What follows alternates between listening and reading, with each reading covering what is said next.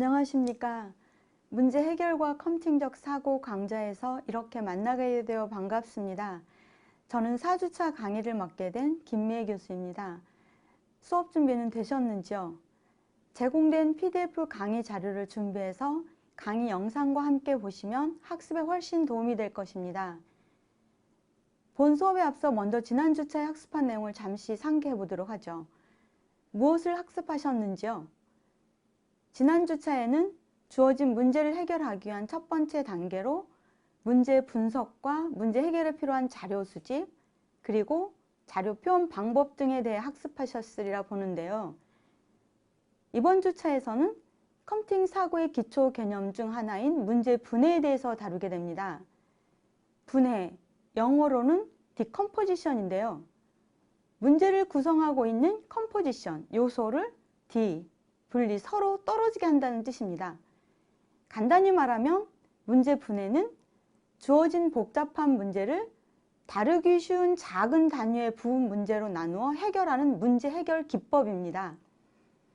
복잡한 문제를 한꺼번에 생각하는 것보다 작은 문제로 나누면 훨씬 다루기가 쉽고 해결하기가 쉬워지는데 이번 주차에는 바로 이러한 기법에 대해서 다루게 됩니다. 그리고 컴퓨터 공학의 문제 해결에서 아주 많이 사용되고 있는 분해 기법을 사용하는 분할 정복 알고리즘에 대해서도 살펴볼 예정입니다. 이번 주차를 학습한 후에는 여러분은 컴퓨팅 사고를 통한 문제 해결 과정에서 이루어지는 문제 분해에 대한 개념을 설명할 수 있게 될 것입니다. 그리고 주어진 문제가 분해 기법을 적용하여 해결될 수 있는 문제인 경우에는 분해 기법을 적용해서 주어진 문제를 해결할 수도 있게 될 것입니다. 또한 컴퓨터 공학에서 많이 사용하는 분할 정복 알고리즘에서 분해 기법을 사용해 문제를 해결하는 과정에 대해서도 이해할 수 있게 됩니다. 궁극적으로는 컴퓨팅 사고의 분해 기법을 여러 분야의 생활 속 문제 해결에 적용해서 사용할 수 있게 될 것입니다. 이번 차 시에는 먼저 컴퓨팅 사고에서의 문제 분해와 이에 대한 개념에 대해 알아보고 분해된 작은 문제의 처리 방법과 그리고 다양한 실사례를 통해서 실제로 분해 기법이 어떻게 사용될 수 있는지에 대해 살펴보도록 하겠습니다. 문제 분해에 대해 살펴보기 전에 먼저 1장에서 다루었던 컴퓨팅 사고, 컴퓨테이셔널 싱킹의 개념에 대해 다시 한번 상기해 보도록 하죠. 컴퓨팅 사고란 무엇이라 했죠? 1주차에서 다루었던 진해균 교수가 주장한 컴퓨팅 사고를 상기해 보도록 하죠. 진해균 교수는 컴퓨팅 사고는 문제를 수립하고 해결책을 만들어 컴퓨팅 시스템을 통해 효과적으로 수행되도록 표현하게 하는 사고 과정이라고 정의하였죠. 그리고 컴퓨팅 사고는 컴퓨터 과학자뿐만 아니라 누구나 배워서 활용할 수 있는 보편적인 사고이자 기술이다. 즉 컴퓨팅 사고는 컴퓨터 과학자뿐만 아니라 누구나 갖춰야 할 기본적인 역량이라고 했죠. 더 나아가 컴퓨팅 사고는 읽기, 쓰기, 세마기와 같이 모든 아동이 기본적으로 갖춰야 하는 분석 역량에 추가해야 한다고 주장하였는데요. 본 강좌에서는 진해균 교수가 정의한 개념을 기반으로 미국의 컴퓨터 과학 교사 협회인 시스타, 그리고 국제교육기술협회인 니스티와 구글이 협력하여 정의한 이와 같은 컴퓨팅 사고 모델을 기반으로 수업을 진행하고 있습니다. 지난 주차에는 문제 분석과 자료 수집 및 표현에 대하여 학습하였고 이번 주차에는 바로 분해에 대해 학습하게 됩니다. 1주차에서 살펴보았듯이 문제 분석 단계를 거친 문제는 분해, 그리고 다음 주차부터 학습하게 될 패턴 인식, 추상화, 알고리즘 등의 단계를 거쳐 자동화가 이루어지게 됩니다. 대부분의 연구에서 이와 같이 분해, 패턴 인식, 추상화, 그리고 알고리즘 이 4가지 요소를 컴퓨팅 사고의 기초, 즉 주요 핵심 요소로 보고 있는데요. 따라서 이 4가지 개념을 잘 이해하고 이를 문제 해결에 정확하게 잘 활용할 수 있는 능력이 바로 컴퓨팅 사고의 역량을 키우는 것이라 할 수 있겠습니다. 물론 주어진 문제는 이 네 가지 기초 단계를 모두 거쳐야 하는 것은 아닙니다.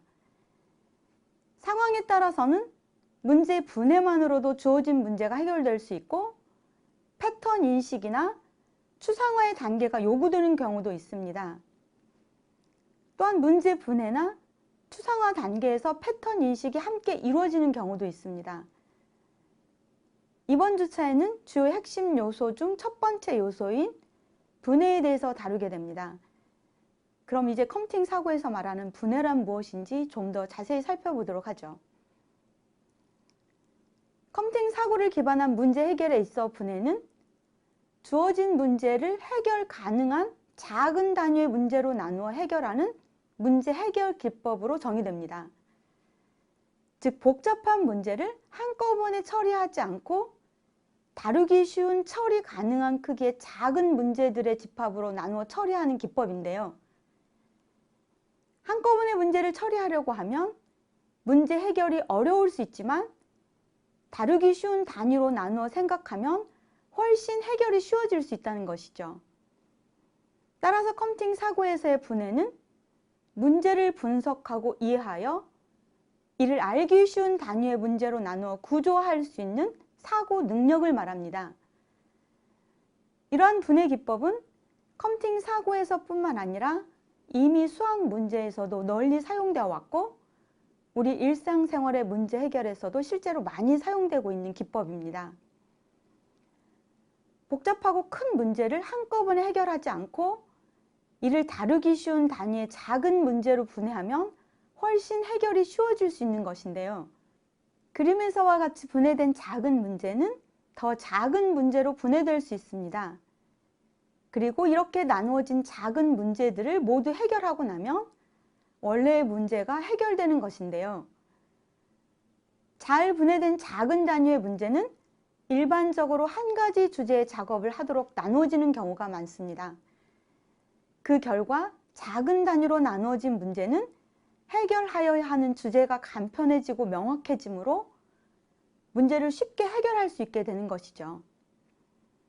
즉 복잡한 문제를 한꺼번에 해결하는 것보다 한 번에 하나씩 해결하는 것이 훨씬 쉬운 일인 것이죠. 우리가 스마트폰 전화번호를 기억할 때도 마찬가지인데요. 한꺼번에 11자리 숫자를 다 외우는 것보다는 세 부분으로 나누어 외우면 훨씬 외우기 쉬워지는 것과 같은 원리인 것입니다. 그럼 이제 우리 일상생활 속에서 실제로 분해 기법이 어떻게 사용되는지 몇 가지 예제를 통해 살펴보도록 하겠습니다. 앞에서 언급하였듯이 분해 기법은 우리 일상생활에서도 아주 많이 사용되는 기법이라 했는데요. 먼저 우리가 매일 먹는 한식 식사 준비 과정을 통해 분해 기법을 살펴보도록 하죠. 우리의 전통적인 밥상을 한번 떠올려 보시기 바랍니다. 어떠한 것들이 떠오르시나요? 우리의 전통적인 한식은 일반적으로 밥, 국, 그리고 반찬들로 구성이 되는데요. 따라서 전통적인 한식 식사 준비 과정을 크게 밥 짓기, 국 만들기와 반찬 만들기 문제로 분해해서 생각해 볼 수 있겠습니다. 밥 짓기는 또 쌀 씻기, 밥솥에 쌀 넣기, 가열하기 등 더 작은 단위의 문제로 나누어 볼 수 있습니다. 국 만들기, 반찬 만들기도 마찬가지인데요. 이처럼 나누어진 모든 단위의 문제들이 해결되면 식사 준비가 완료되는 것이죠. 우리는 글을 쓸 때도 분해 기법을 사용합니다. 글의 종류나 형식에 따라서 나누는 방법은 달라질 수 있지만 논문을 작성한다고 가정하면 우리는 보통 논문을 논문 제목, 초록, 중심어, 본문, 참고 문헌 등으로 나누어 각각에 대해 작성을 하죠. 그리고 본문을 서론, 본론, 결론으로 또다시 나눌 수 있고 또 본론을 세부 제목으로 나누어 작성할 수 있는 것이죠. 디자인 작업이나 그림을 그릴 때도 마찬가지인데요. 창작과 완성에 필요한 과정들을 여러 단계로 분해하여 생각하면 완성도를 훨씬 높일 수 있습니다.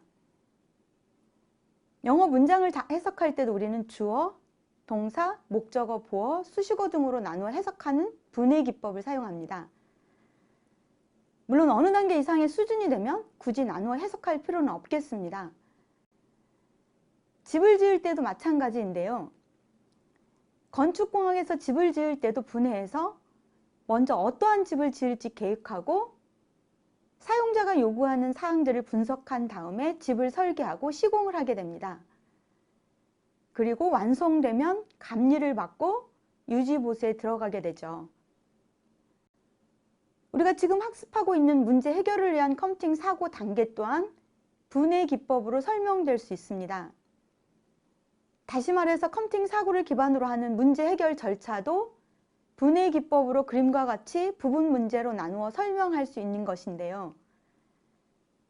컴퓨터를 기반으로 주어진 문제를 해결하기 위해서는 먼저 문제를 이해하고 분석하여 문제 해결에 필요한 핵심 요소를 추출하고 문제 해결에 필요한 자료를 수집하여 구조한 다음에 이를 해결하기 쉬운 작은 단위의 문제로 분해해서 일정한 규칙이나 특징 등을 파악하고 이를 일반화하는 추상화 단계를 거쳐서 알고리즘으로 표현합니다. 그리고 알고리즘을 컴퓨터 프로그래밍 언어를 이용하여 코딩하면 주어진 문제가 컴퓨터를 통해서 자동으로 반복적으로 수행될 수 있는 자동화가 이루어지는 것입니다. 컴퓨터를 기반으로 주어진 문제를 어떻게 해결할까 한꺼번에 생각하면 어려운 문제일 수 있지만 이처럼 단계별로 하나씩 해결하면 훨씬 쉬워지는 것이죠. 이러한 것이 바로 컴퓨팅 사고 기반 문제 해결에서의 분해 기법입니다. 큰 복잡한 문제를 분해할 때는 문제에 존재하는 일정한 규칙이나 특징, 패턴, 유형 등에 따라 분해할 수도 있고 문제를 해결하기 위한 절차나 단계 또는 문제를 구성하고 있는 구성 요소나 기능에 따라 분해할 수도 있습니다. 이때 분해된 작은 문제 사이에는 특정 관계가 존재할 수 있게 되는데요. 즉 나눠진 작은 부분 문제 사이에는 특징에 따라 또는 기능에 따라 아니면 문제 해결 절차나 순서 등에 따라 특정 관계가 존재할 수 있습니다. 따라서 이러한 주어진 관계에 따라 나누어진 작은 문제를 모두 해결하여 결과를 조합하면 문제 전체가 해결되는 것입니다. 나누어진 문제 사이의 관계는 크게 순차적인 관계와 병렬적인 관계로 나누어 볼 수 있습니다. 즉 나누어진 문제를 순서대로 하나씩 처리해야 하는 경우와 아니면 병렬적으로 여러 부분 문제를 동시에 처리할 수 있는 경우로 나누어 생각해 볼 수 있습니다. 물론 좀 더 다양한 관계로 정의할 수 있는데요.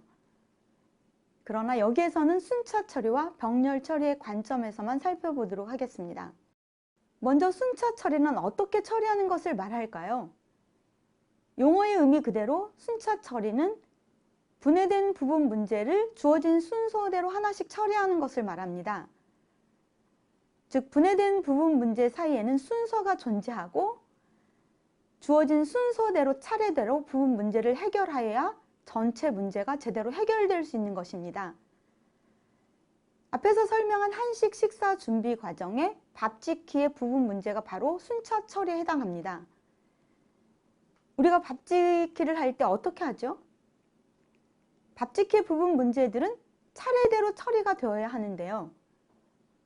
즉 밥솥에 넣기 전에 먼저 쌀 씻기가 완료되어야 하고 가열하기 전에 먼저 밥솥에 쌀을 넣어야 합니다.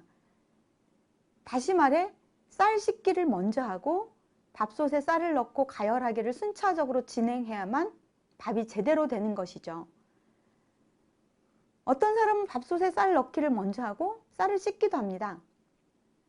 그러나 순서만 뒤바뀌었을 뿐 이 또한 순서대로 이루어지는 것인데요. 이렇게 순서대로 처리하는 것을 순차 처리, 시퀀셜 프로세싱이라고 합니다. 그 다음은 병렬 처리, 패러럴 프로세싱입니다. 여러분은 병렬 처리가 아주 잘 되는 세대인데요. 여러분은 게임을 하면서 음악을 듣고 또 음악을 들으면서 공부도 합니다.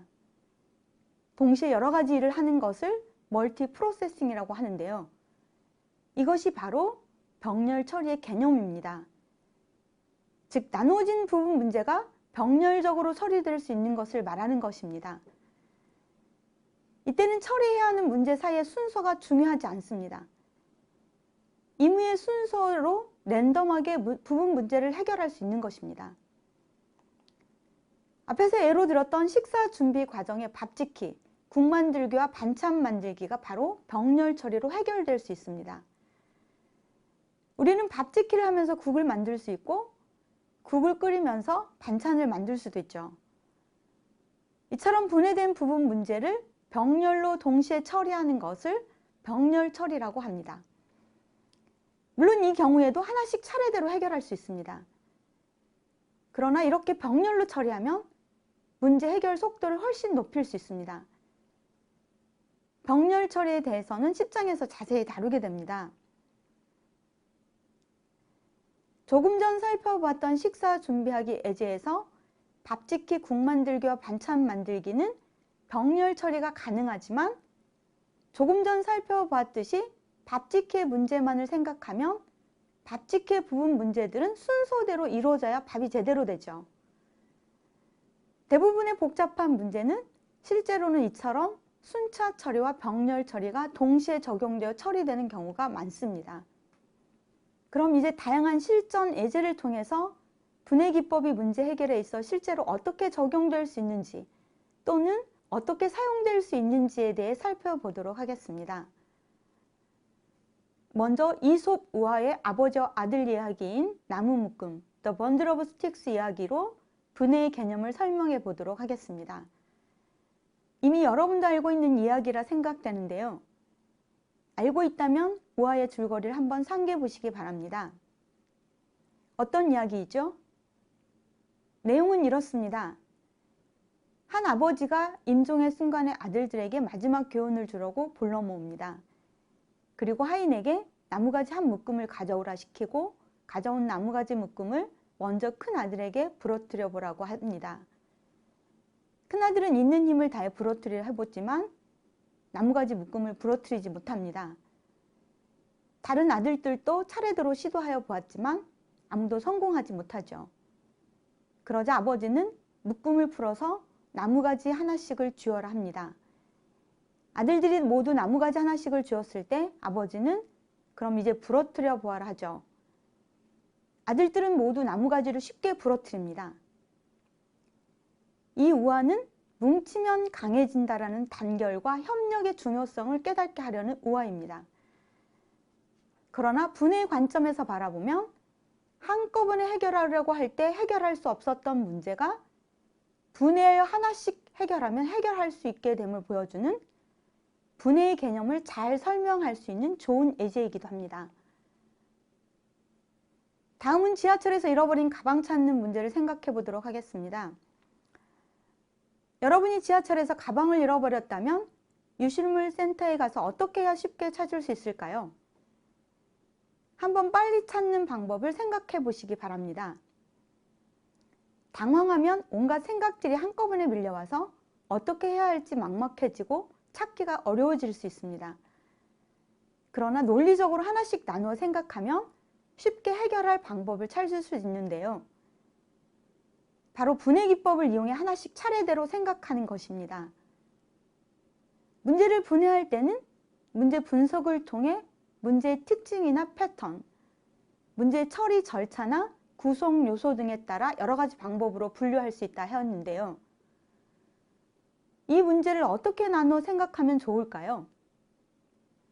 이 문제는 사건을 구성하고 있는 구성 요소별로 나누어 생각하면 좋겠습니다.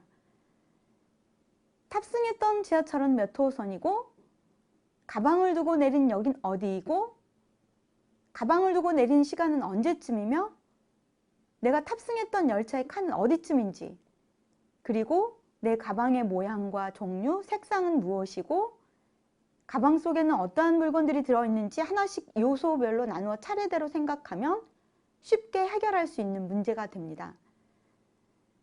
이러한 기법은 우리가 스마트폰이나 지갑 또는 열쇠 등을 잃어버렸을 때도 적용하여 해결할 수 있는데요.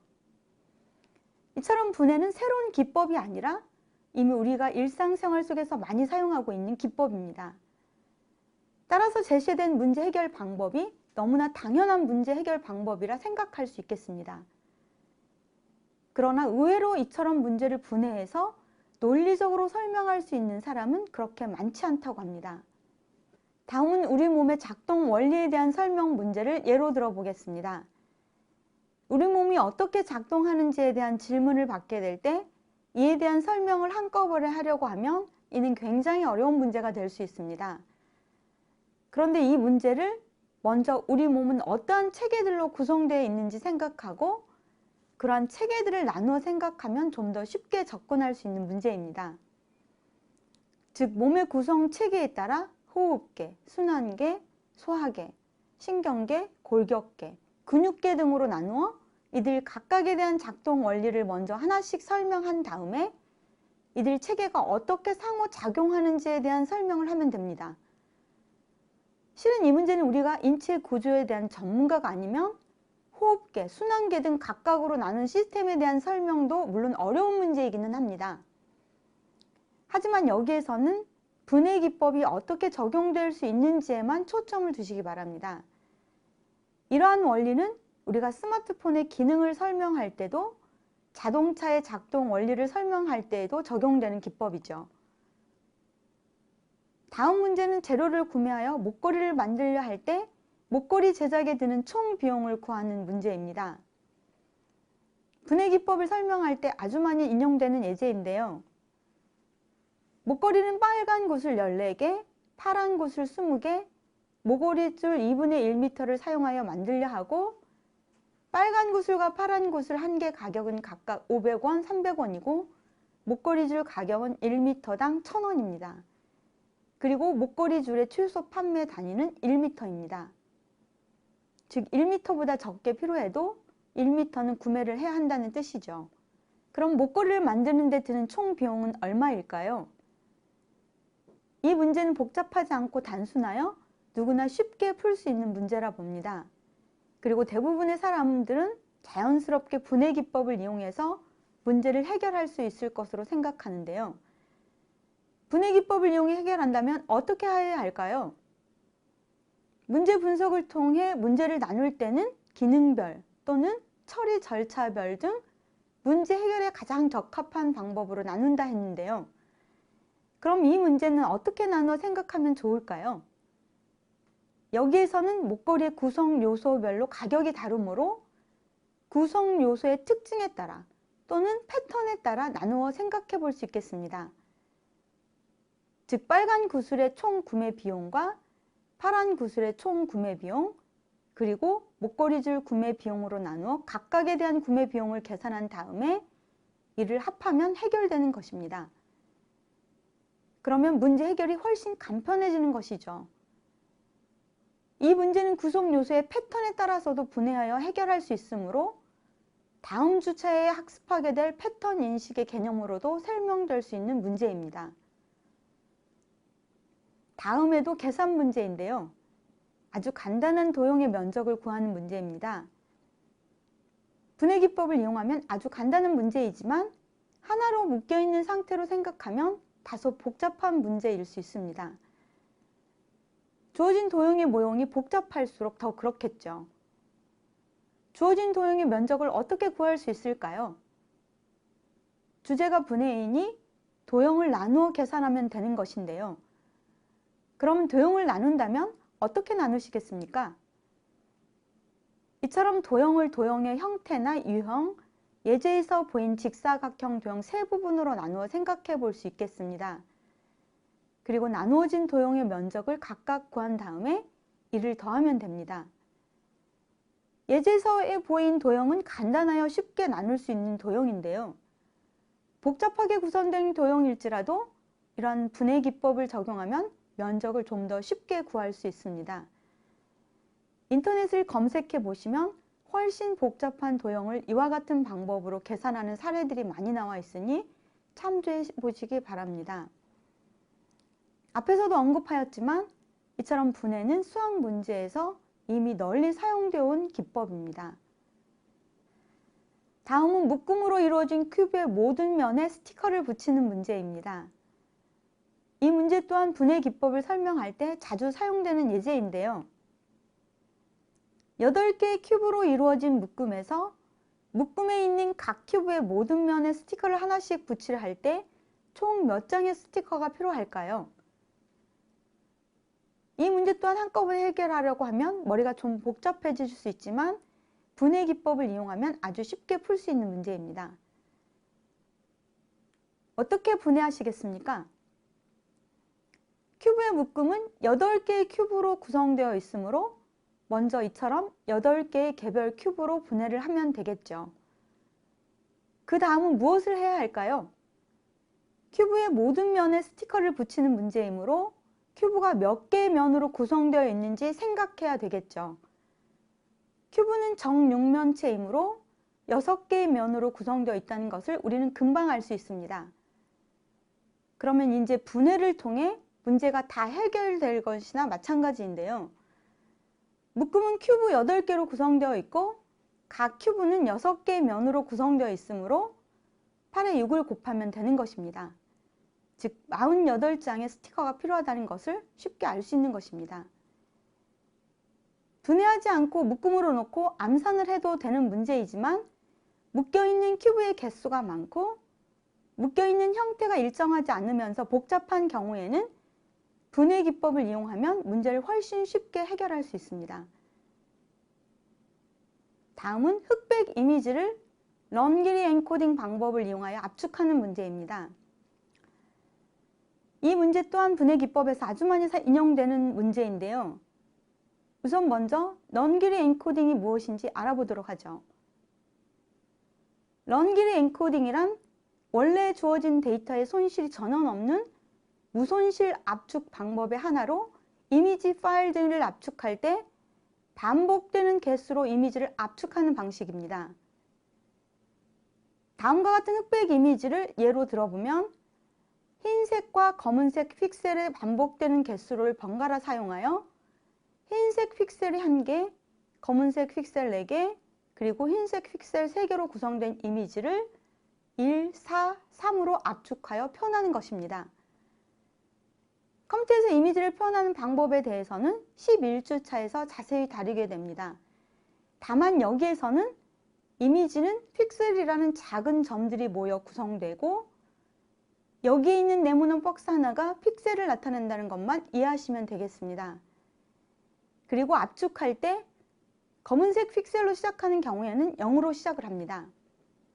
예를 들어 0, 1, 4, 1, 2는 0으로 시작하였으므로 첫 번째 나오는 1은 검은색 픽셀의 개수를 의미하고 그 다음에 4는 흰색 픽셀의 개수를 의미하는 것입니다. 즉 0으로 시작한 경우에는 흰색, 검은색 순서가 아니라 검은색, 흰색을 번갈아 사용한 경우입니다. 그러면 이러한 런 길이 엔코딩 방법을 이용하여 2차원 흑백 이미지를 압축하여 숫자로 표현하려면 어떻게 하여야 할까요? 2차원 이미지는 점들, 즉 픽셀이 모여 2차원인 행과 열로 구성이 되는데요. 따라서 이미지를 한 행, 즉 한 줄씩 나누어서 각각의 줄을 숫자로 변경하는 것입니다. 그리고 한 줄씩 변경한 결과가 완료되면 전체 이미지의 압축이 완료되는 것이죠. 이 문제 또한 너무나 당연한 해결 방법처럼 보일 수 있습니다. 그러나 이 또한 한꺼번에 전체를 압축하려면 의외로 해결책이 떠오르지 않을 수 있는 문제입니다. 압축할 때 여기에서와 같이 한 줄씩 차례대로 할 수도 있지만 여러 줄을 동시에 병렬로 처리할 수도 있습니다.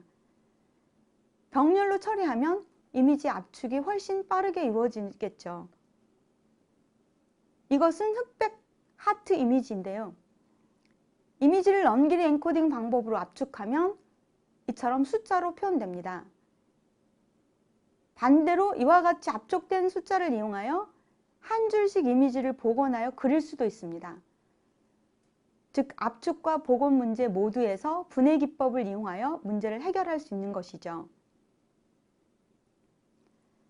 다음은 스마트폰 앱 만들기를 예로 들어보도록 하겠습니다. 앱의 종류나 기능에 따라 분해하는 방법은 다를 수 있습니다. 여기에서는 앱을 만들려고 할 때 특정 앱에만 적용하는 것이 아니라 모든 앱 만들기에서 고려해야 하는 거시적인 관점에서 생각해 보도록 하겠습니다. 음악과 사진을 업로드하는 웹을 만들려고 한다고 가정해보죠. 어떻게 웹 만들기 작업을 분해해서 생각해 볼 수 있을까요? 가장 먼저 진행해야 하는 일은 무엇일까요? 여러분이 사용하고 있는 앱을 생각하면서 여러분이 음악과 사진을 업로드하는 앱을 만든다고 하면 주어진 문제를 어떻게 나누어 생각해 보시겠습니까? 이 문제는 앱을 만드는 개발 절차에 따라 분해해 볼 수 있겠습니다. 먼저 어떠한 기능을 갖는 앱을 어떻게 만들 것인지 아이디어를 구상해야 하겠죠. 어떻게 만들지에 대한 구상도 없이 시작할 수는 없는 일인 것입니다. 그리고 아이디어를 구상하였으면 앱 화면을 설계하여야 합니다. 즉, 앱을 실행하면 나오게 될 첫 화면과 웹의 기능을 선택하였을 때 나오게 될 화면들을 설계해야 합니다.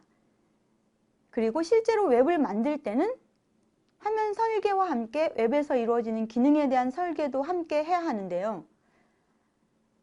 이러한 설계들이 완료되며 컴퓨터 프로그래밍 언어를 이용해서 코딩하고 테스팅 과정을 거쳐서 설계한 그 기능대로 작동되면 웹 만들기가 완료되는 것입니다.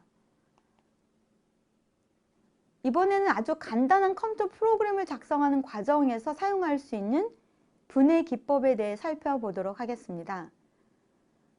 주어진 문제는 원의 반지름을 입력받아 면적을 구하여 그 결과를 출력하는 프로그램 작성이라 가정하겠습니다. 아주 간단한 문제인데요. 이 문제를 나누어서 해결한다면 어떻게 나눌 수 있을까요? 한번 생각해 보시기 바랍니다. 이 문제는 문제를 풀기 위해 해야 할 일, 즉 작업으로 나누어 생각해 볼 수 있겠습니다. 우선 먼저 원의 면적을 구하기 위하여 원의 반지름을 입력받아야 하겠죠. 그 다음은 입력받은 반지름으로 이루어진 원의 면적을 구하는 것입니다. 그리고 마지막으로 구한 면적을 출력해 주는 것이죠. 따라서 이렇게 세 부분으로 나누어진 각각에 대해 해결하면 프로그램이 완성되는 것입니다. 이러한 프로그래밍 과정을 입력, 처리, 출력으로 일반화하여 체계화할 수 있습니다. 여러분이 프로그래밍 기초 교과에서 코딩할 때 이처럼 최소한 3개 영역으로 나누어서 생각하면 문제 해결이 훨씬 쉬워질 수 있습니다. 좀 더 복잡한 문제에서는 처리해야 할 입력 데이터가 여러 개일 수 있고 또 처리해야 할 작업도 여러 개일 수 있습니다. 그러면 입력 문제를 더 작은 부분 입력 문제로 나누어 해결하면 됩니다. 단연간 컴퓨터 프로그래밍 강의를 해오면서 느낀 점인데요. 아주 간단한 해결 방법이고 그래서 당연히 이러한 접근 방법으로 문제를 해결할 것이라 여기지만 실제로 의외로 많은 학생이 이러한 방법으로 문제 해결에 접근을 하지 않음을 보게 됩니다.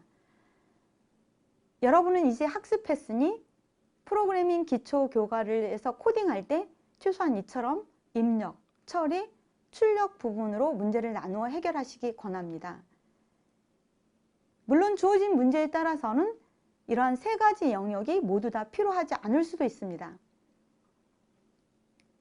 이것은 원의 면적 구하는 문제를 C 언어를 이용하여 프로그래밍한 소스 코드입니다. 소스 코드를 이해하지 못해도 괜찮습니다. 다만 여기에서는 조금 전 살펴본 것처럼 원의 반지름 입력 부분, 원의 면적 구하는 처리 부분과 그리고 결과를 출력하는 3 영역으로 이와 같이 구성된다는 것만 보시기 바랍니다. 여러분들이 프로그래밍을 좀 더 잘하게 되면 이러한 기능을 함수를 이용하여 구조화해서 코딩할 수도 있습니다. 프로그래밍 기초 교과를 학습할 때 이 부분을 상기하시면 코딩에 도움이 될 수 있을 것입니다.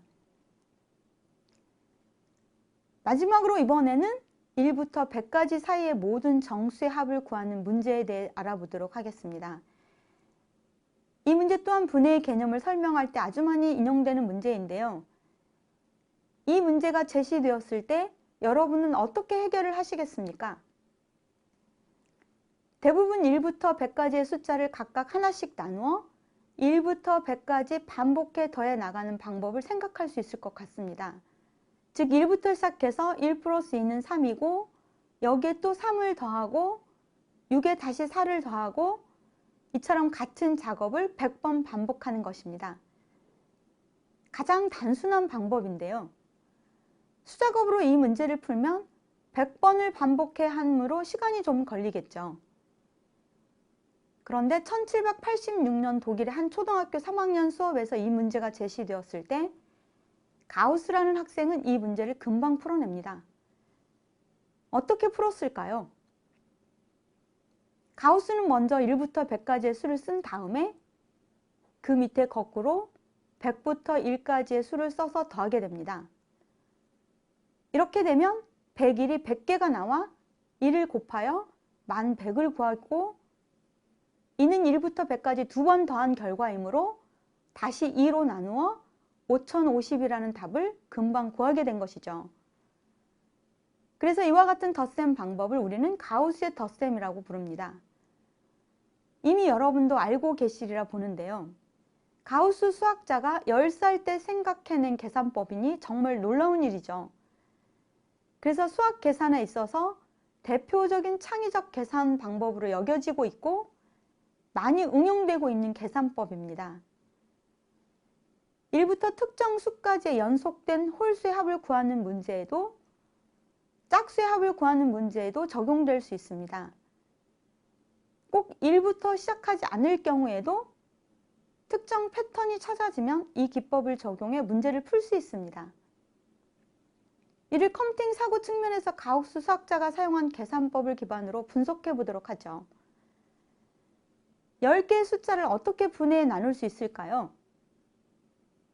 이 경우는 분석을 통해 특정한 패턴을 찾아 그러한 패턴에 따라 문제를 분해한 것인데요. 이처럼 첫 번째 숫자와 마지막 숫자를 그리고 두 번째 숫자와 마지막에서 두 번째 숫자를 이와 같은 방법으로 두 개의 숫자를 한 쌍으로 묶어서 계산해 보니 묶은 각 쌍의 합이 모두 101이 되는 것을 알게 된 것이죠. 따라서 이와 같은 방법으로 두 개의 숫자를 한 쌍으로 묶어서 분해하여 문제를 단순화시킨 것입니다. 주어진 문제 속에 존재하는 특정한 패턴을 찾은 것인데요. 즉 묶은 각 쌍의 합이 모두 일정한 값을 갖는 패턴을 찾은 것이죠. 이처럼 문제를 분석하여 분해하다 보면 일정한 규칙이나 특징, 패턴 등을 찾는 경우가 있고 이러한 패턴 인식을 통해 쉽게 문제를 해결할 수 있게 되는 것입니다. 그리고 이를 추상화를 통해 모델링을 하거나 일반화시키면 수식으로 표현할 수 있게 되고 이러한 일반화된 개념을 가지고 컴퓨터 프로그래밍 언어를 이용하여 코딩하면 자동화가 이루어지는 것입니다. 패턴 인식과 추상화는 다음 주차인 5주차와 6주차에서 좀 더 자세히 다루게 됩니다. 이것은 1부터 100까지 더하는 문제를 반복적인 방법과 가우스 덧셈법을 사용하여 C 언어로 코딩한 소스 코드입니다. 소스 코드를 이해하지 못하더라도 여기에서는 이 부분만 보시기 바랍니다. 첫 번째 방법은 더하는 과정이 100번 반복되므로 박스 안에 있는 문장이 100번 실행된 다음에 결과가 얻어집니다. 가우스 덧셈법을 이용하면 박스 안에 있는 문장 한 번의 실행으로 결과가 얻어집니다. 그럼 어느 방법이 더 효율적일까요?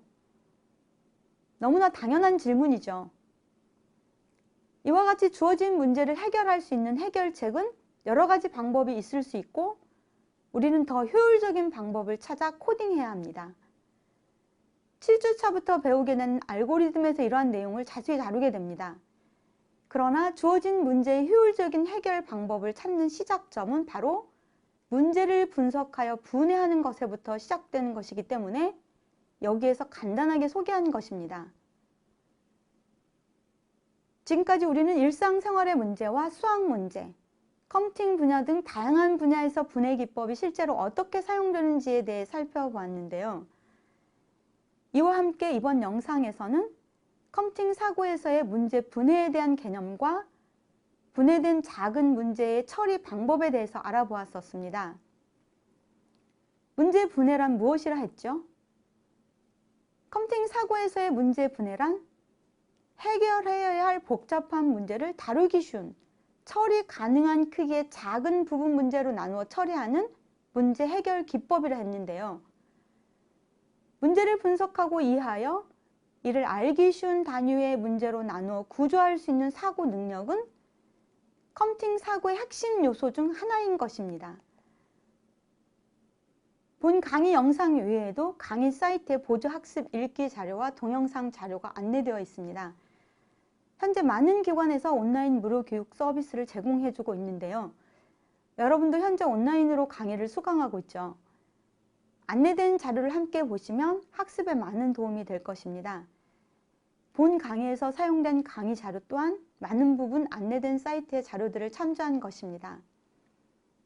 다음 차시 영상에서는 컴퓨터 공학의 문제 해결에서 아주 많이 사용되고 있는 분해 기법을 사용하는 분할 정복 알고리즘의 개념과 예제에 대해 살펴볼 예정입니다. 바로 이어서 4주차 2차시의 영상을 보시길 권장합니다. 감사합니다.